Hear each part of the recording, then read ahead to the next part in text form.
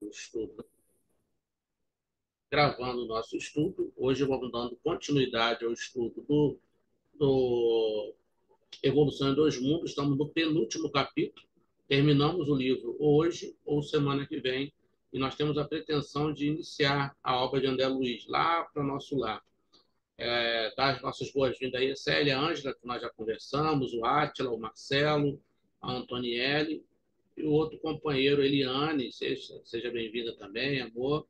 E o outro que está com o nome só do telefone, Motorola S. Se puder deixar seu nome para a gente poder te identificar, ok, querido ou querida? A Angela dando boa noite, a Antonielle dando boa noite. Sejam todos bem-vindos, ok? Essa música aí do Tim, eu acho música, a letra foi inspirada, esse jogo de imagens também achei espetacular. Eu queria desde já fazendo um convite para vocês que as nossas lives de todas as quintas-feiras, nós vamos iniciar a semana que vem uma série de lives sobre a mediunidade na Bíblia. Vamos começar lá do Velho Testamento. Vamos começar lá do começo mesmo, lá do início. Aqueles que tiverem interesse, então todas as quintas-feiras, a Antonielle, espero que esteja conosco, porque ela está sempre aí nos ajudando. Fazer a live só um é bem complicado, cansa muito a voz. Eu falo 8 horas por dia, dando aula de manhã, de tarde, à noite também. Então, o Antonielle está conosco, o Edna ajuda a peça. Né? Nós vamos fazer na live. Aqui nós estamos com a pretensão, Angela, de fazer o André Luiz. E aí nas lives nós vamos utilizar esse estudo bíblico. Tá? Vamos com uma série agora bíblica, que é a mediunidade na Bíblia. Pegar todos os fenômenos que a Bíblia conta, então, e começar a entender até que ponto aqueles fenômenos são fatores, são fatos mediúnicos. Então, vamos ver como que praticamente quase todos os tipos de mediunidade estão ali no Velho Testamento. Então, lá, vamos falar sobre a besta, quinta-feira agora vamos falar sobre a besta de Balaão, a besta que falou lá, que levou a bronca, a aparição do anjo para ele, a aparição do Senhor lá, a voz, né? Vou ficar dando muito spoiler, né?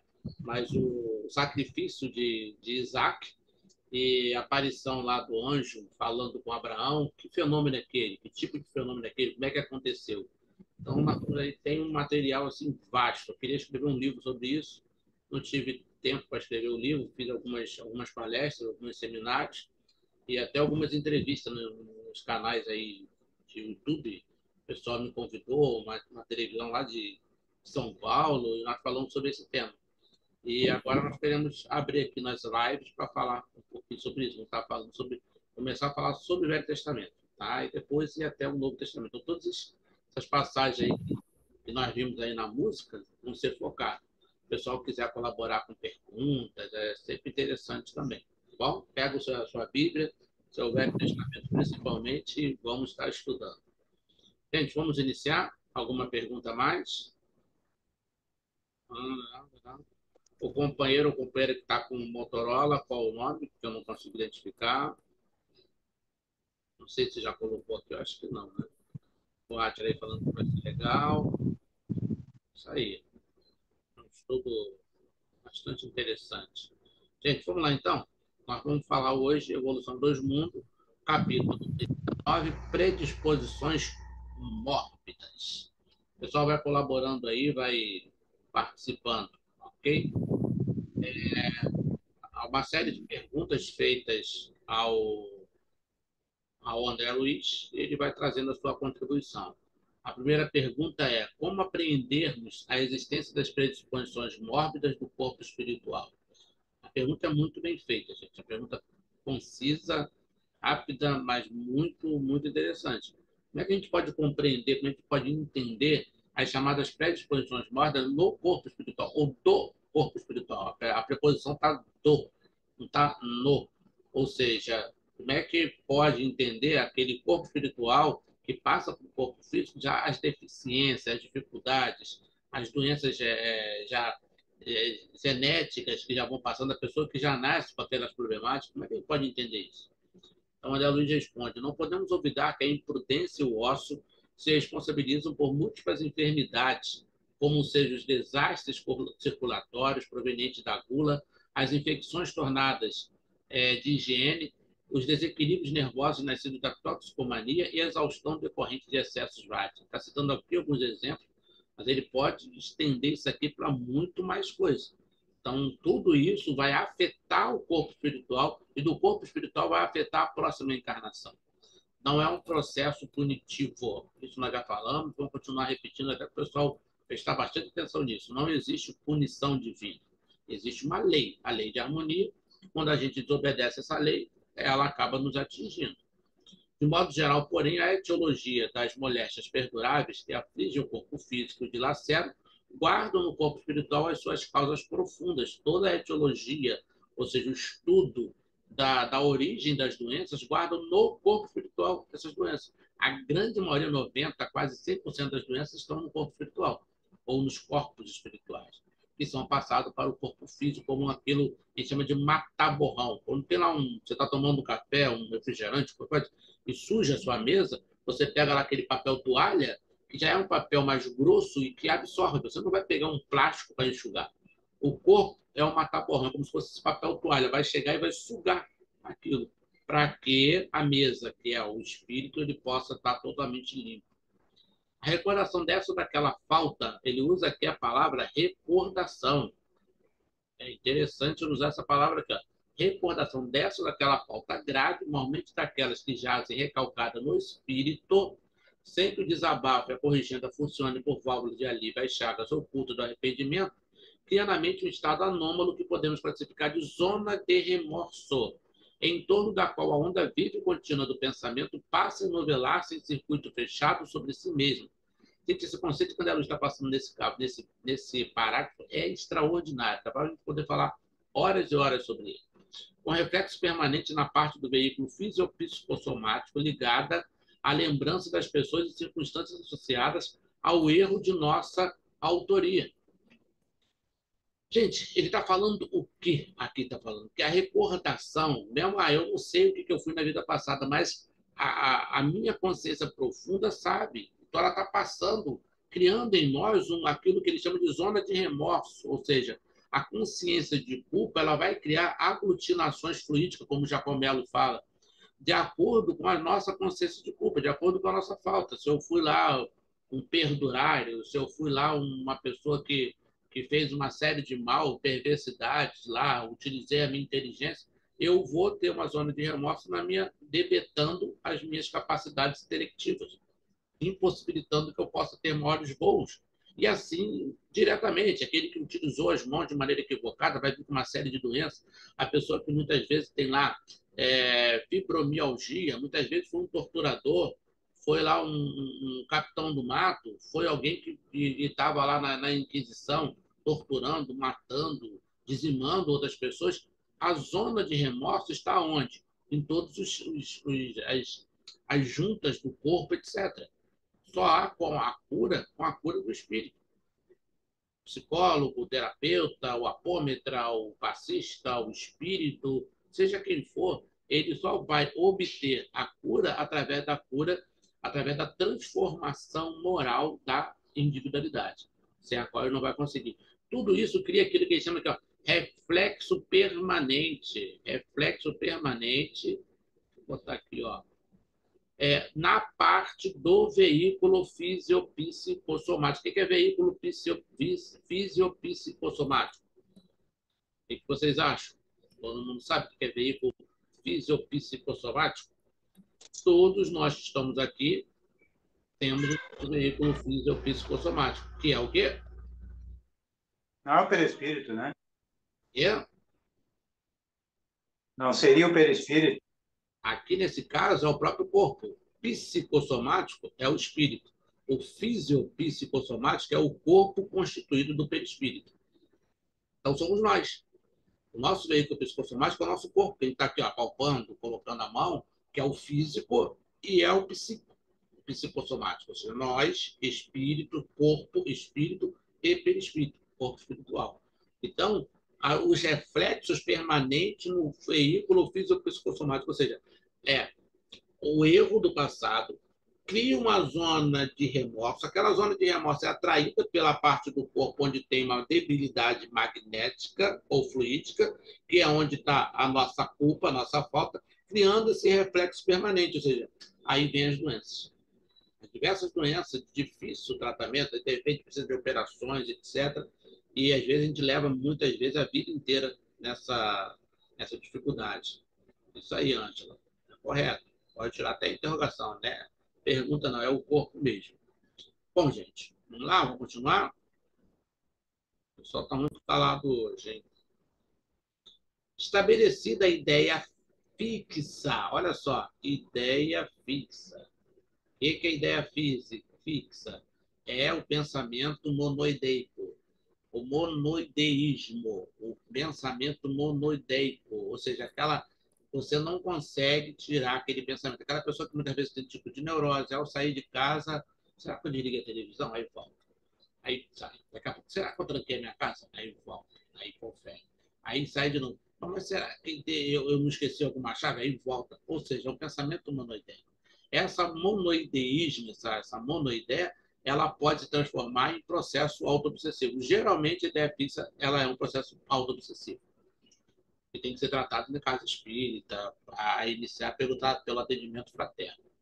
Estabelecida a ideia fica sobre esse nódulo de forças desequilibradas no corpo, é indispensável que acontecimentos reparadores se nos contraponham ao modo enfermiço de ser, para que nos sintamos exonerados desse daquele fardo íntimo ou exatamente redimidos perante a lei.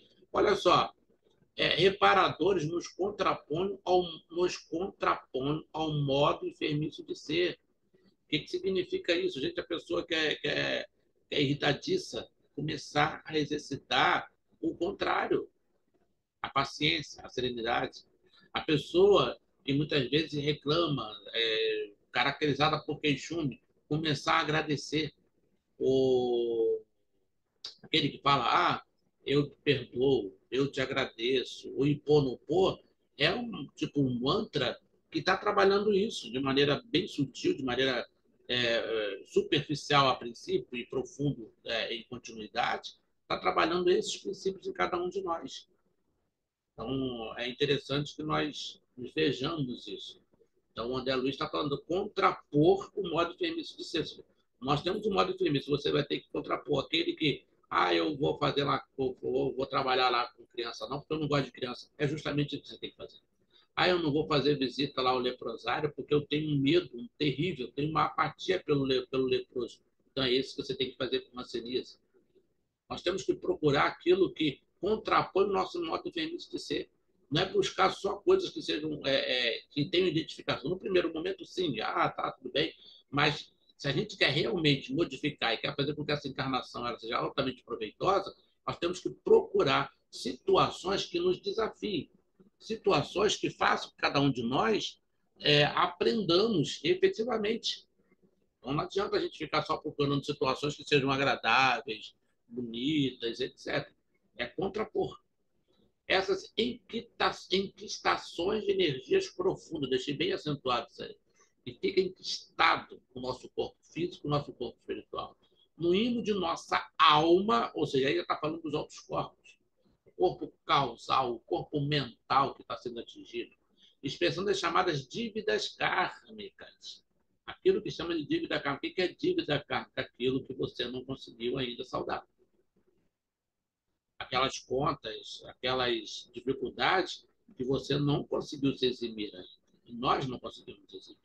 Por se filiarem a causas infelizes que nós mesmos plasmamos na senda do destino, são perfeitamente transferíveis de uma existência para outra. Olha só, perfeitamente transferíveis de uma existência para outra. Que é o que acontece conosco. Vai se transferindo de uma existência para outra e nós vamos aqui, transferíveis de uma existência para outra. Que é o que está acontecendo hoje. Nós somos o quê? A consequência das nossas ações transatas. Nós somos o somatório das nossas variadas existências, das preguiças existências. É o que nós somos hoje. Isso porque, se nos comprometemos diante da lei divina, em qualquer idade da nossa vida, é responsável, é lógico, venhamos a resgatar as nossas obrigações a qualquer tempo. Venhamos, olha só, esse capítulo é muito bom, extraordinário. Venhamos a resgatar as nossas obrigações em qualquer tempo. Ah, mas qualquer tempo é qualquer tempo? Não. Qualquer tempo é o tempo da maturidade. Tem pessoas que não conseguem nem sofrer, ainda não pode nem resgatar, nem pagar os seus débitos. Imagine reparar. Repagar é uma coisa, reparar é outra. Dentro das mesmas circunstâncias nas quais patrocinamos a ofensa em prejuízo de outros.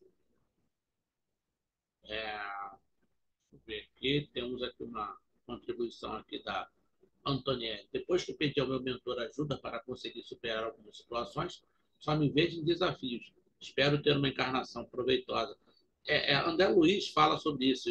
Essa fala da Antonielli me lembra uma prece que eu fiz há mais de 30 anos atrás, bem mais de 30 anos atrás, que eu pedi para a espiritualidade que eu queria fazer com que essa encarnação fosse proveitosa para mim, mas muito proveitosa. Não queria ficar brincando de encarnação. E pedi para que eles mandassem para mim as provações que eram aquelas que eu precisava. Caramba, eu nunca tive uma prece que foi tão bem atendida quanto essa.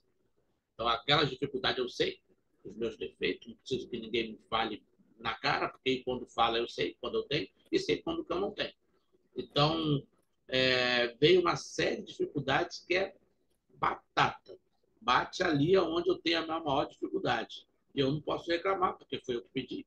Eu falei, eu quero para poder evoluir, que eu quero evoluir, não quero ficar brincando de encarnação. Quero sair dessa encarnação muito melhor, não é mais ou menor, muito melhor do que quando eu entrei. Então, quero que seja altamente proveitoso. A espiritualidade mandou e vem mandando há uns 30 anos, situações bem complicadas. Se estou tirando nota boa ou não, nós vamos saber depois, né? Acredito que algumas notas estão sendo boazinhas, né? O que ilustra muito bem a fala da Antonielli aqui. Ela pediu ao mentor para conseguir superar. E essa prece eles vão atender muito, gente. Cuidado com o que pede, que poderás conseguir, diz o André Luiz. Né? Marcelo, pode um espírito encarnado complicar a sua encarnação? É o que mais acontece, Marcelo. Não só pode, como acontece. Uma grande maioria de nós encarnamos com uma dada tarefa e quando desencarnamos estamos em pior situação do que quando a gente reencarnou. Ah, mas a gente fala que a gente não pode piorar. Não pode piorar no sentido de perder virtude, uma virtude conquistada. Mas as situações se complicam muito. Tem pessoas que vêm com um débito e desencarnam com um débito muito maior. Irmãos suicidas, por exemplo. Então, ele está se complicando muito mais. O irmão lá que tem que saldar a dívida lá com a esposa e vai lá e tirou a vida da esposa. Ele já tinha um compromisso com aquela mulher. E agora ele foi lá e tirou a vida. Então, ele sai como assassino. Já tinha um compromisso antes. Quando retorna para a parte espiritual, ele está em uma situação muito pior. Então, infelizmente, é o que tem acontecido muito, Marcelo, de pessoas que estão complicando assim, em demasia a sua encarnação. Aqui o André Luiz, logo no começo, ele fala o que? Imprudência e ócio. Né? Lembra que a fala dele? Lá em cima, deixa eu botar aqui de novo. Ó, imprudência e ócio. A grande maioria de nós estamos nessa dificuldade, por quê? Por a nossa imprudência e pelo nosso ócio, nossa preguiça. Nós somos seres extremamente preguiçosos. A gente quer evoluir lá, erra, atacado, vai pagando em prestações e somos extremamente queixosos. Ele está sempre reclamando disso. Eu fico pensando nos mentores espirituais que devem falar, gente, que saco, esse pessoal é chato. Sabe? Tem um pagode antigo, né? Um samba antigo que falava de Deus já deve estar de saco cheio. Eu lembro quando eu ouvi aquele samba, eu ficava assim, sabe, com vergonha de gente, como é que pode cantar uma música dessa? Um cara, que falar Deus me guia. Deus é nosso Pai, é nosso guia. Tudo que se faz na terra se coloca Deus no meio. Deus já deve estar de... Então, aí eu, quando eu ouvi aquela música, eu achava um absurdo. Gente, que coisa, como é que pode falar de Deus assim? Mas tem horas, situações que a gente vê como é que nós, seres humanos, complicamos a nossa existência. Como é que a gente complica a nossa própria vida? Se a gente parar de maneira adulta e começar a fazer uma revisão dos nossos valores, de todas as nossas conquistas e não conquistas, a gente vai ver como que a gente perde tempo reclamando, lamuriando, tempo que poderia estar sendo utilizado para o trabalho. Por que os espíritos, quase todas as mensagens, falam em trabalho, trabalho, trabalho, trabalho? Por quê? Ele sabe que a gente precisa de trabalho. E na hora que a gente está trabalhando, a gente não tem tempo para ficar se queixando, reclamando, falando mal dos outros, ou então reclamando que a gente é vítima. Então, esse infelizmente, a nossa situação atual. Senhor Vitor aí presente, seja bem-vindo, Vitor.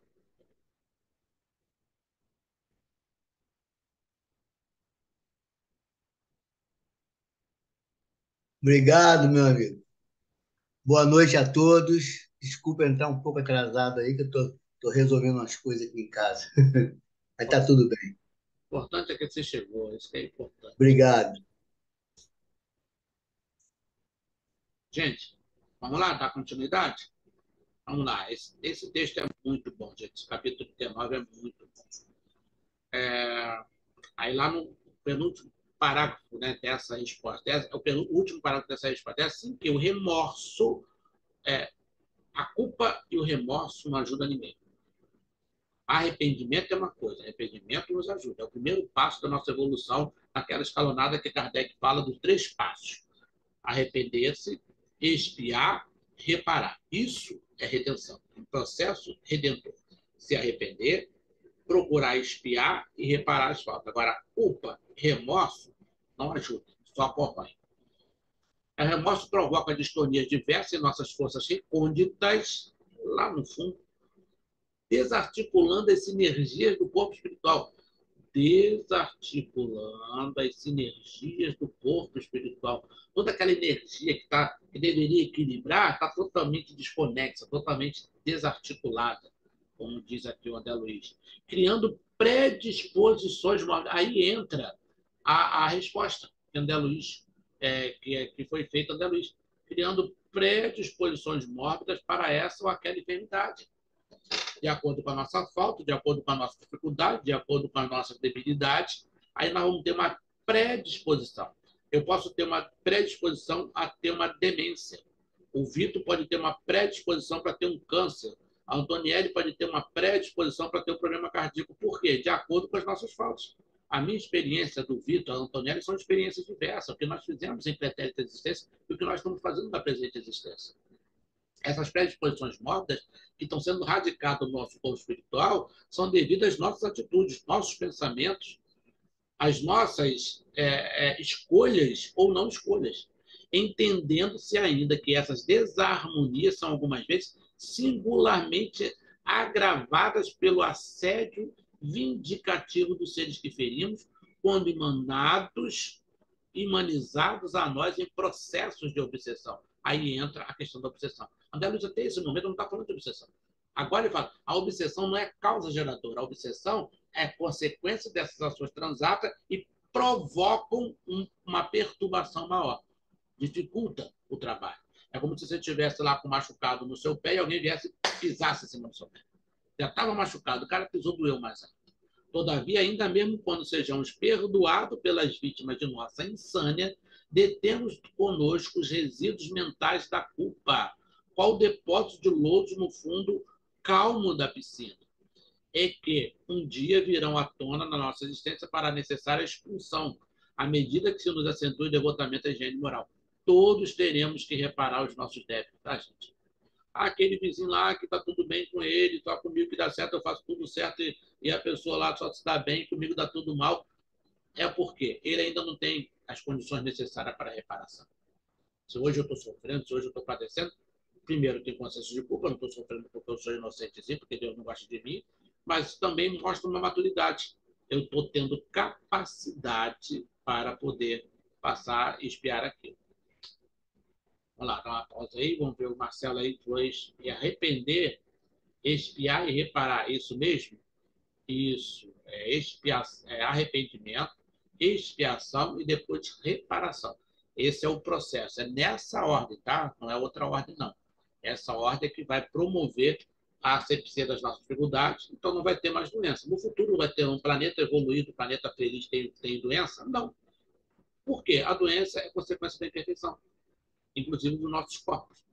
Num planeta evoluído não existe doença, não existe ninguém para estar doente. Ah, deixa eu ver aqui os comentários. Marcelo, o homem é causador dos seus próprios males, seja físicos ou espirituais, por isso colhe o que plantou. Perfeito. Qual é a máxima de Jesus? A semeadura, mas a colheita, todo mundo sabe a resposta, né? Vou deixar ele no ar para ver se vocês completam aí a resposta. Quais são os dois verbos que precisam? A semeadura é, a colheita é. Aqui a Antoniette também contribui aqui com uma pergunta aí, né? Mediunidade extensiva seria um jeito de espiar mais rápido? Ela não, mediunidade não é expiação, só para a gente poder deixar isso bem caracterizado, tá? Mediunidade geralmente é consequência das nossas faltas. A colheita obrigatória, Marcelo, isso aí, Marcelo. E a semeadura é o quê? Você completou a segunda, falta a primeira. Está correta a segunda, falta a primeira frase. A mediunidade ostensiva é um jeito de reparar faltas do passado, mas ela não vem com uma obrigatoriedade. Semeadura é livre, perfeito, parabéns, Marcelo, valeu. Agora, ela é um jeito de você chegar mais rápido, evoluir um pouco mais rápido, claro, isso aí é inegável. De certo modo, pode ser considerado uma expiação? Sim, mas não é expiação no sentido literal do termo. Ela é consequência das nossas ações transatas, não é dado como uma ferramenta, não é dom, é uma ferramenta que nós possamos trabalhar de maneira mais efetiva. Imagina, você tem lá uma grama na frente da sua casa e você precisa capinar aquela grama, você não tem uma enxada.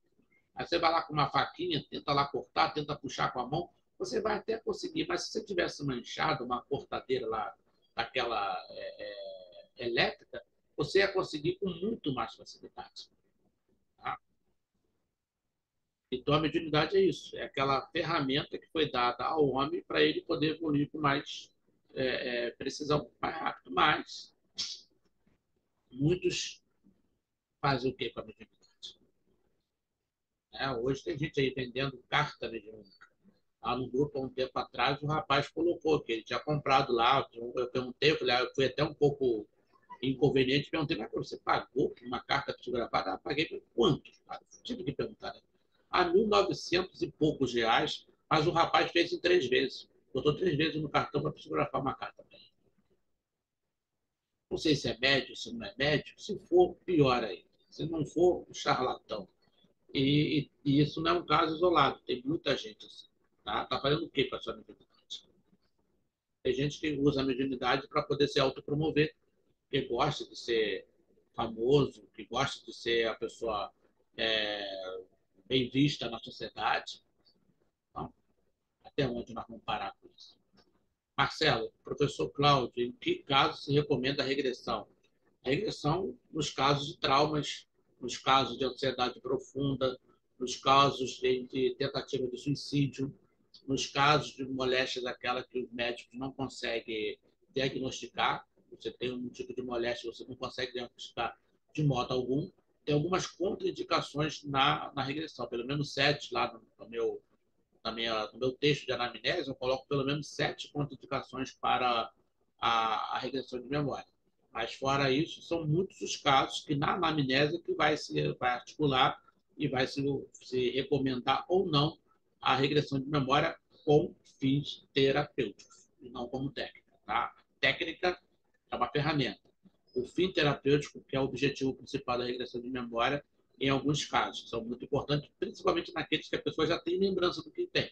O que foi? Nós pegamos muitos utentes, que eu chamo de consulente ou utente, a gente não pode usar a palavra paciente, tá? Por causa da lei, não permite que a gente use essa palavra, só médico que pode.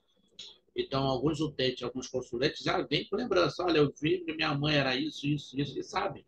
E o que ela está falando não é da cabeça dela, não. São recordações do passado que eclodiram, de certo modo. Com o marido, com a esposa, com o filho, etc. A regressão, nesse momento, não vai ser regressão. Vai ser terapia. A pessoa vai, de certo modo, esquecer aquilo na regressão. Então, em vez de lembrar, vai esquecer. O Milton Menezes, que é do Rio de Janeiro, um dos maiores terapeutas do Brasil, ele fala, a pessoa que trabalha com regressão, ela não faz recordar, ela faz esquecer. Porque, geralmente, a pessoa que vai buscar, que está com algum problemática, ela está justamente porque ela está lembrando, mesmo com mecanismos inconscientes. É que quando a gente fica só na tábula rasa, a gente não consegue entender a profundidade da questão. Vamos lá, gente. Agradecer a participação do pessoal aí, está todo mundo participando. Nós temos pouco tempo, mais 15 minutos. Vamos dar continuidade aqui ao André Luiz. Só que quiser me parar, para, tá, gente? Agora ele vai fazer outra pergunta. Vamos lá. Como pode o débil mental comandar a renovação celular do seu corpo físico? Hoje não se usa mais essa palavra, tá, gente? Essa pergunta foi feita em 1958. Hoje usa a questão de criança especial, etc. Não usa mais essa palavra débil mental. Aí todo mundo entende o que ele está falando. Como é que pode a pessoa que tem uma dificuldade no corpo físico, tá? Como é que ele pode comandar essa renovação celular? Não será lícito esquecer que, mesmo conturbada, a consciência está presente nos débeis mentais ou nos doentes nervosos de toda espécie, presidindo ainda que, de modo impreciso e perfeito, o automatismo dos processos orgânicos. Ele usa a palavra aqui, ó, consciência, tá? Ela está presente, gente.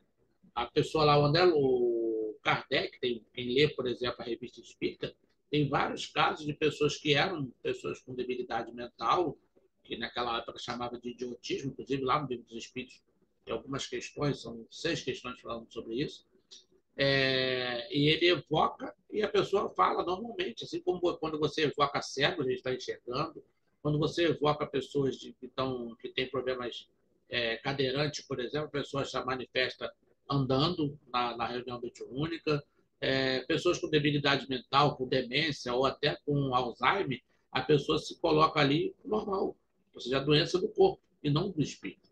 Tem casos que até a pessoa em desdobramento ainda se sente, por causa da questão do hábito cristalizado. Tem casos que é um pouco mais difícil. Mas outros, a pessoa se manifesta normalmente. Quem está acostumado com a renda mediúnica vê muito disso. Tá? Outra pergunta muito boa. Essas perguntas são muito boas, gente. Tem algumas perguntas aqui que a André Luiz foge, rateia, não responde, mas nessa eu queria responder. Existem parasitas ovoides vampirizando desencarnados? Aí o André Luiz responde sim. Nos processos degradantes da obsessão vindicativa, o que é a obsessão vindicativa? O nome está bastante explícito. Vou deixar para vocês aí. Nos ciclos inferiores da Terra são comuns semelhantes quadros, sempre dolorosos e comoventes pela ignorância e paixão que os provocam. O que são parasitas ovoides? Vampirizando desencarnados. André Luiz fala que isso aí é muito mais comum do que a gente imagina. Nós estávamos antes fazendo a nossa reunião aqui de estudo bíblico, nosso centro aqui, nós fundamos, e na hora que a gente faz, no final, eu faço um hospital espiritual, em que uma comunidade de espíritos, médicos, etc., eles vêm até aqui para fazer a operação, fazer uma série de tratamento nas pessoas, que é feita à distância também. Estou até querendo fazer esse trabalho online, né? Filmar na hora que o tratamento está feito, que as pessoas que estiverem online também poderão ser beneficiadas, né? E ontem nós tivemos uma visão, uma evidência de algumas pessoas vampirizadas, principalmente no chamado centro esplênico. Quando a gente abriu os chakras, né, fomos abrindo coronário, frontal, laríngeo, cardíaco, quando chegamos no chakra esplênico, a gente percebeu aquela tela fluídica, aquela tela búdica e um processo de vampirização.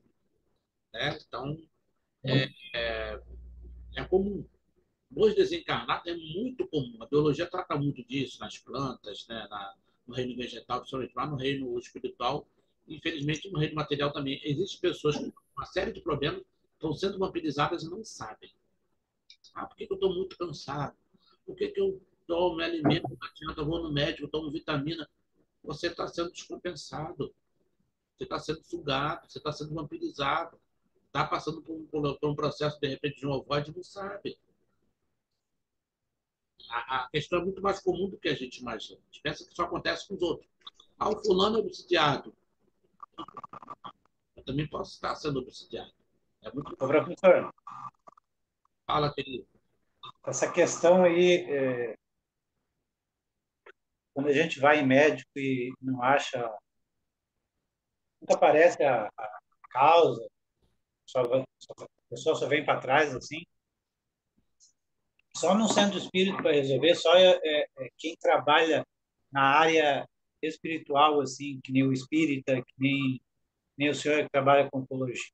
Como é que é o trabalho que o senhor faz? É apometria, né? Essas áreas assim, vai A, direto no espírito.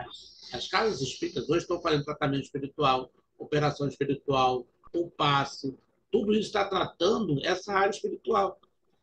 Por quê? É algo que a medicina não tem alcance. Aquelas doenças fantasma.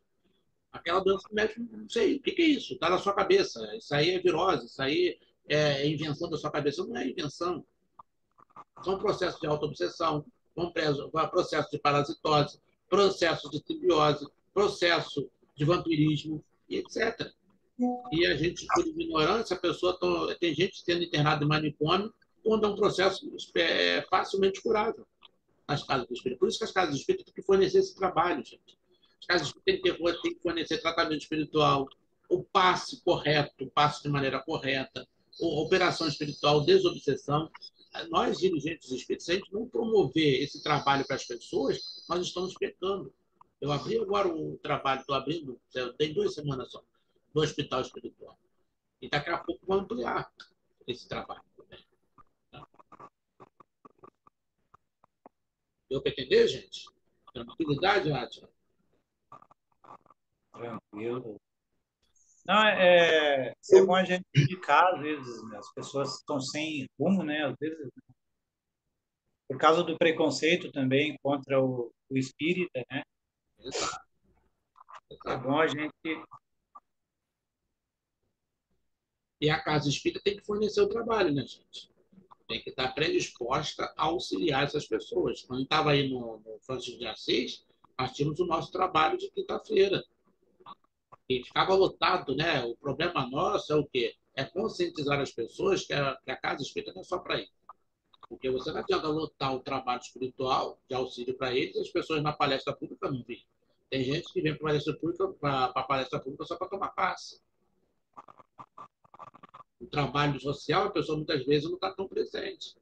Aí cabe ao dirigente espírita mandar condicionar, tinha uma fichinha, e a pessoa tinha que vir tantas vezes na casa espírita para poder receber o tratamento espiritual. Faltava uma vez, eu já chamava a pessoa em particular, meu querido, só, você não veio nas reuniões. Você não pode vir só no tratamento espiritual, você também tem que vir, porque lá começa o tratamento. Dá trabalho? Tá. Eu fazia aquelas fichinhas, ficava vigiando, fazia presença, chamava um por outro. Toda quinta-feira eu saía de lá 11, 11h30, meia-noite. Um trabalho que eu tinha muito grande, poderia simplesmente fazer, passar para esse problema de cada um. Mas não, eu tenho uma responsabilidade maior. Então, o dirigente espírita tem responsabilidade muito maior. Por isso que fala que o dirigente espírita evolui 3 encarnações numa só. Isso quando é um bom dirigente espírita. Porque quando é aquele dirigente espírita que não liga para nada, ele está evoluindo nem meia encarnação. Quer falar, Vitor? Eu ia voltar ao caso do ovoide. Eu Vamos lá. queria saber se todo mundo sabe o que são os ovoides, né? Uma Eu- pergunta. será que todos sabem o que que são os ovoides? Boa pergunta. E aí, gente? Entendeu? Porque a gente está falando sobre ovoide, passar por cima, passar batido. Eu acho que não vale a pena passar batido sem que a pessoa saiba quem são os ovoides. Por que nos tornamos ovoide? Ou podemos nos tornar, ou se já não nos tornamos, enfim, né? O que que são os Perfeito. ovoides? Perfeito. E Será aí, que gente? todos sabem? Quem sabe, Ali, levanta a mão. ali no Libertação, explica, começa a falar sobre ovoides, né? Livro Libertação. E Acho que é Libertação, se não me falha a memória. libertação, lá com o Aí a gente, Saldanha e o Lacerda. São dois ovoides, que Saldanha e Lacerda, que estão lá em, peri, lá em Perispírito do.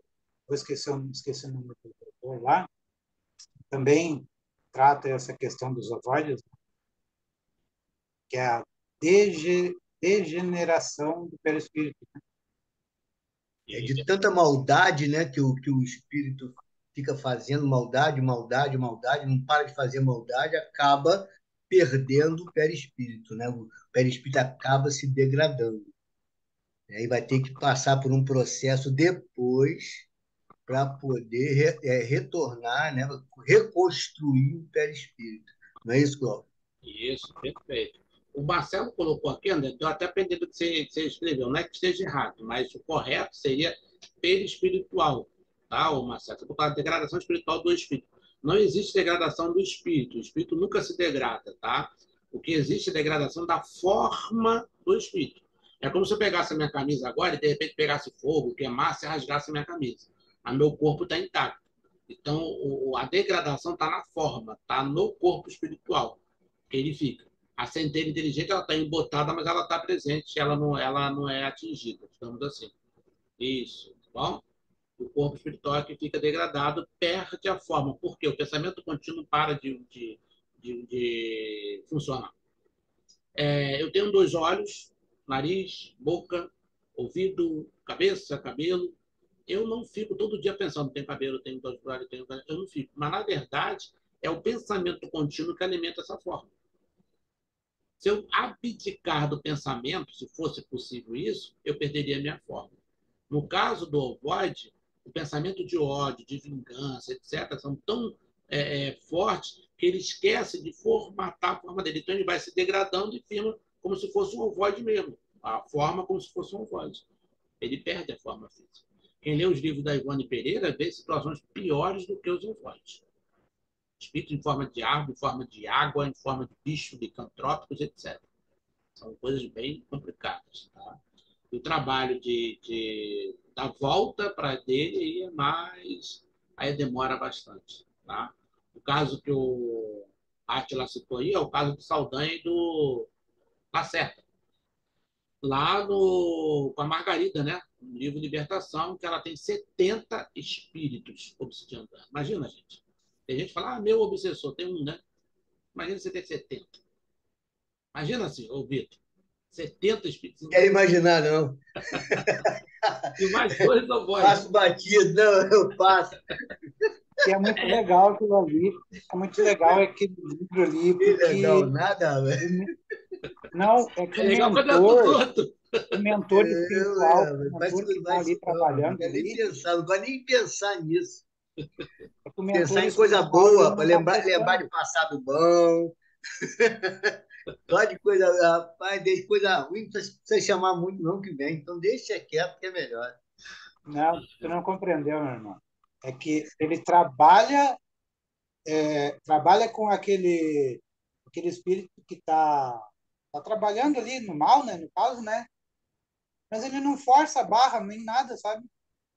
O espírito ele mesmo se fraga, sabe? O livro é muito legal, não vou, vou dar spoiler. Além do dirigente espiritual, que é o Gregório, né? O Gabriel, que não era um católico, que não era católico de verdade, né? E todo o trabalho era para atingir o pai, que era juiz, que acaba atingindo a Margarida, que na encarnação passada foi filha de Buda, que era mentor espiritual. E o que ela faz? Ele ajuda o Jorge, que estava há 15 anos internado no manicômio, acusado injustamente, entre aspas, tá? Por um crime que ele não houvera cometido. Ele salva o filho do Saldanha. Aí o Saldanha tem uma dívida para com ele. Aí o Saldanha tem uma fala do Saldanha que eu acho extraordinária, que ele fala, eu sei fazer o mal, mas não consigo fazer o bem. Ele era um obsessor terrível, conseguia prejudicar quem ele quisesse, mas ele não conseguia ajudar o filho dele.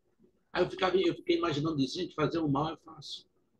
Fazer o bem que é difícil. Imagina você ter um filho degradado e você consegue prejudicar várias pessoas, mas você não consegue ajudar seu filho.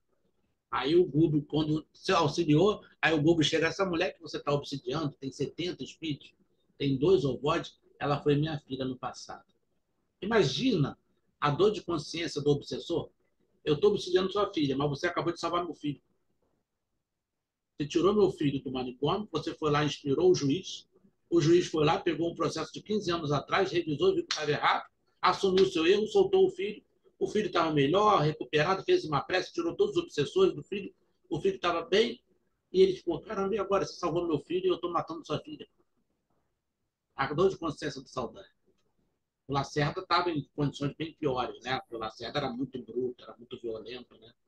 Então, o livro, não é à toa que eu li 6 vezes esse livro. Eu nunca leio um livro, Ô, Cláudio, né? Cláudio, ontem na reunião mediúnica, né, nós tivemos lá, toda sexta, o companheiro lá, um espírito, chegou, né, eu estava conversando com ele, ele me perguntou: você é forte?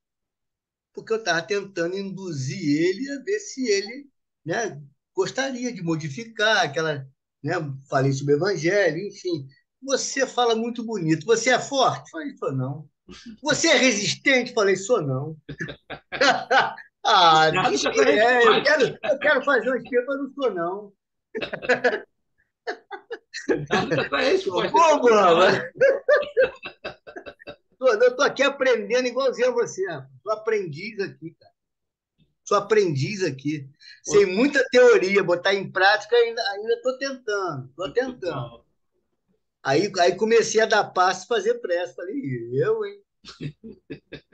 Aí foi embora rapidinho. Quem trabalha na mediúnica tem essa situação, né? Que você fica É, nunca de sou. bico e agora. É, cheque Sabe por mate. que aconteceu? Sabe que aconteceu na época que eu comecei com o Fernando Machado, você conheceu, né? E depois de alguns anos, tal, trabalhando, depois de uns 4, 5 anos, comecei a me achar que eu sabia tudo, né? Aí cheguei, não, pode mandar meus problemas do passado todo, pode vir tudo de uma vez. Ei, Uma sexta-feira, sábado eu liguei para o Fernando, Fernando, pelo amor de Deus, Fernando, eu não estou aguentando, eu não consigo raciocinar, eu não consigo fazer, eu não sei nem o que eu estou fazendo, Fernando. Eu te falei para você ficar quieto. Você acha que você está forte? Eu te falei, não faz isso, Vitor. Você não pode mandar vir tudo de uma vez que eu estou pronto aí que para eles segurar e mandam. resistir. Nunca mais, meu amigo. A gente, no início, antes de você entrar, estava conversando sobre isso. A Antonielli fez uma participação e estava contando sobre isso, né? Nunca mais. Eu falei, não, sou não. Gente, nós temos aqui comentário da Antonielli e do Mauro para a gente poder fechar. Nós terminamos nossa reunião, tá? Só mais dois. Ah, cheguei atrasado. A Antonielli fez um comentário aqui interessante. Já fui ameaçado uma vez por um obsessor. Ele disse que estava esperando eu dar um passo errado na vida para poder me pegar. Não faço ideia do que eles consideram um passo errado, pois seres humanos são falhos. Eu erro o tempo todo. O passo errado seria aquela que o Richard Simonetti chama de um golpe na hora certa. É aquele erro que personifica o mesmo erro do passado. E a nossa consciência de culpa, ela nos indica que erro é aquele. É aquele momento que a gente, meu Deus, e agora eu não podia fazer aquilo, depois que a gente fez. Tá? A nossa consciência ela acaba sempre nos acusando que passo errado é esse. Né? O Mauro fala, professor, como identificar se uma depressão poderá ser tratada em casa espírita ou pela medicina? Tratando pelos dois, Mauro. Tá? Se você tem a depressão, você vai no psicólogo, você vai no médico e vai na casa espírita. Porque ela pode ter causas fisiológicas, mas ela também pode ter causas espirituais. Então, o tratamento espiritual nunca vai fazer mal. E o tratamento médico também não. Então, o ideal é, se tem a depressão, procurar todos os tipos de ajuda. A casa espírita nunca vai prejudicar, pelo contrário, não tem contraindicação. Então, o passe, a desobsessão, a cirurgia espiritual, a apometria, seja o que for, a fluidoterapia, vai sempre ajudar, vai sempre colaborar também. O atendimento fraterno, gente, tá? Em matéria de depressão, é muito importante também, a terapia através do diálogo, né? Então, também é muito importante. Gente, nosso tempo acabou. Queria agradecer a todos. Muito obrigado. Semana que vem vamos estar aqui e convidar a todos para as nossas reuniões. Terça-feira com o Vitor, quinta-feira com o Floriano, né? A Sheila, etc. Sexta-feira, Livro dos Médios, com a Antonielli, todo mundo que está sempre lá, o grupo. Sábado aqui conosco. E quinta-feira à noite nós vamos estar iniciando um estudo da mediunidade na Bíblia. Tá? Vamos lá no Velho Testamento. Começar lá a falar de Abraão, Isaac, Jacó, Abimeleque, Josué, pegar todos os fatos mediúnicos da Bíblia. E nós vamos contar o fato e vamos explicar de acordo com a fenomenologia espírita, ou que tipo de mediunidade aconteceu naquele fato, naquela situação. Tá? E contamos com a presença de vocês aí no nosso canal no YouTube quinta-feira. Ok? Muito bom. Vamos fazer nossa prece? O Tonieri pode fazer nossa prece, amor? Posso sim. Foi muito bom o estudo, gente. Graças a Deus. Vai colocar alguma coisa? Não, né, professor? Não, por causa do tempo também. Tá bom. Ok. Vamos fechar os nossos olhos. agradecer aos nossos mentores, aos amigos espirituais por essa oportunidade de tanto esclarecimento, pedir mesmo que a cada dia o nosso entendimento seja aberto, que sejamos fortes e corajosos como bons cristãos, para cada dia buscar, né, a nossa reforma íntima, olhar os passos de Jesus, que é o nosso modelo maior, que a nossa noite de sono ela seja mesmo abençoada, que o nosso sono ele seja proveitoso, que o nosso corpo ele consiga ter o descanso devido. Enche-nos mesmo, Senhor, da tua paz, da tua luz, abençoando o lar de cada irmão, daqueles que estão aqui, daqueles que por algum motivo não puderam comparecer, né? Aqueles que vão assistir mais tarde o estudo gravado, que todos sejam imensamente abençoados e auxiliados diante das suas dificuldades, aflições, que possamos cada vez mais ser esclarecidos e nos esclarecer, né? Aos nossos irmãos.